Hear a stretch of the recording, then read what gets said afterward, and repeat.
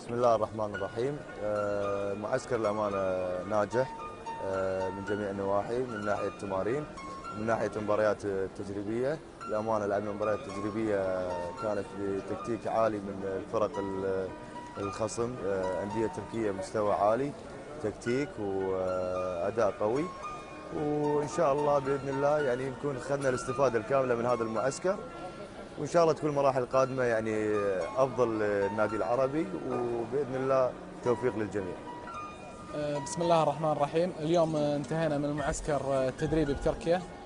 كان مدته 21 يوم، والحمد لله استفدنا استفادة كبيرة من هالمعسكر، ودعواتكم معانا وإن شاء الله القادم أفضل.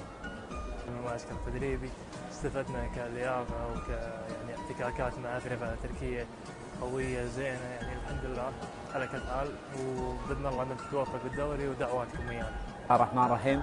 الحمد لله خلصنا معسكرنا اللي امتد حق 20 يوم تقريبا. الحمد لله كان معسكر استفدنا منه بشكل كبير.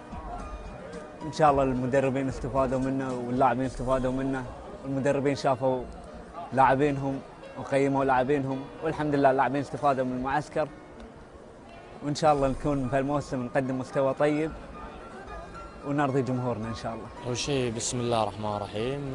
الحمد لله يعني استعدادنا كان جيد كبداية الموسم، ويعني أول شيء كان رفع اللياقة البدنية بالكويت، تمرنا تمارين حق رفع اللياقة البدنية والقوة، وإلى المعسكر هم تمرنا رفع اللياقة. بعدين لعبنا مباريات ودية، كانت مباريات يعني وايد صعبة استفدنا منها، يعني كان مو